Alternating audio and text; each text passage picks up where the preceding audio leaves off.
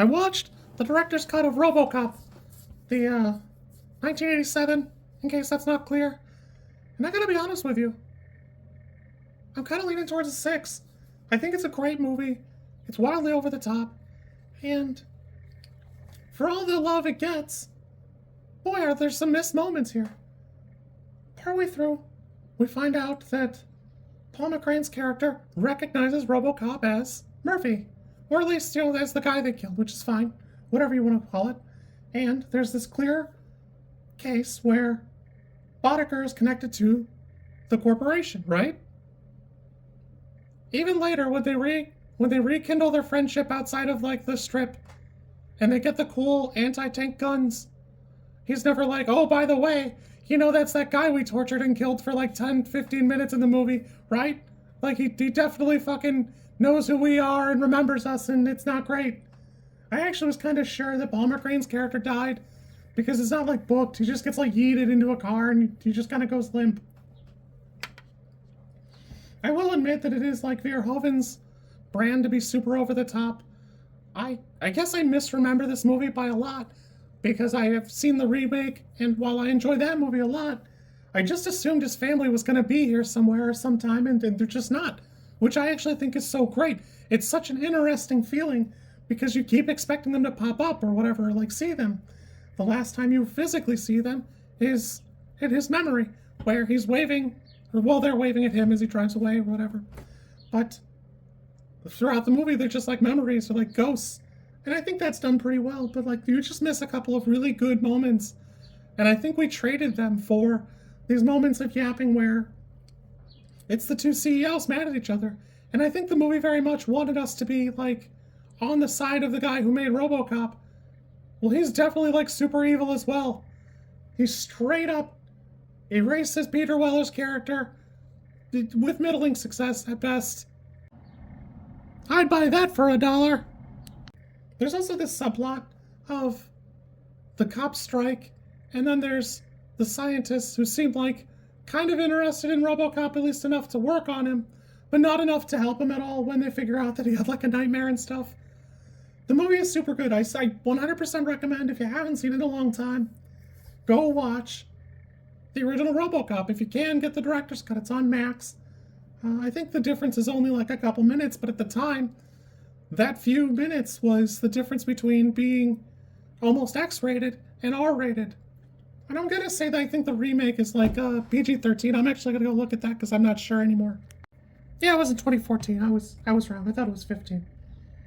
Also, how great is Kurtwood Smith in this movie?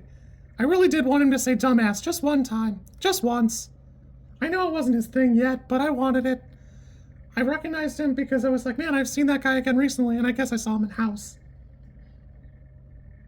This movie's so good, I can't believe how common it is for Paul Verhoeven to make a movie, and somehow it gets a franchise, and it never climbs to the heights that it was when Verhoeven had his hands in it. I don't know. I'm guessing this is the best Robocop movie. And in my opinion, I don't think that the 2014 one is bad. I remember liking it in theaters. And I will admit that, the family plot in that was a little bit I'm not in love with it. But I feel like it did a better job with its villains. Although, the disconnected nature of, the CEOs and stuff, that's really good. But, yeah, I really enjoyed it. But would I rate it an 8? I'm still on the fence. It probably really is, honestly. The movie is so good. It's got, some corny moments, and it's got some things that, I think could have been better, but for the time, bananas. It's super good. Does a great job. 8 out of 10. I do wish we had better handling of the, antagonists in the film, but it was super fun. It's a great time. Peter Weller. Man. If you've never seen it, there's a photo of Richard Nixon shaking hands with somebody in a Robocop suit. And I just think that's super bananas because it doesn't seem like historically it would have been possible. I'm going to try and put it here so you guys can enjoy it too. But I did think it was a super odd thing. I did just want to comment that Lewis gets knocked over by one of the goons in the warehouse very early on. And he gets it with the 1-2 punch, fine, that's okay. But They just leave. Like, I don't even think he disarms her. There's a lot of, like, in the trivia section, people argue that, like, they probably did off screen or whatever because she changes guns partway through the movie. You don't see her shoot again until, like, the shootout at the steel mill. But the weird disparity in brutality is super odd to me because they just leave. Like, all right, well, you look like you're taking a nap. I'll see you later, man. Bye. I'd be the first person to tell you that I've not seen every Verhoeven movie ever. But what a fucking lineup. Robocop, Total Recall, Basic Instinct, Starship Troopers, Hollow Man. Just those are great. I might go watch Showgirls because people talk about it all the time.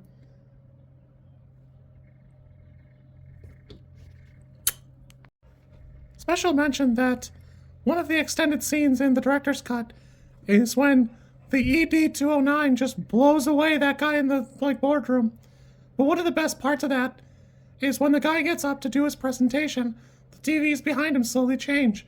One of them takes either a little bit too long or it changes a little differently than all the others. And I think that's such a great moment that I just don't know if anybody ever really paid any attention to. The movie's so old I'm not even sure if it's deliberate, but man, it really does a great job of setting the tone. And it is hilarious how much that machine just loses its mind and kills that dude. It even growls. I'm not convinced there's not a person in there somehow, like there was in a Robocop, just with better programming.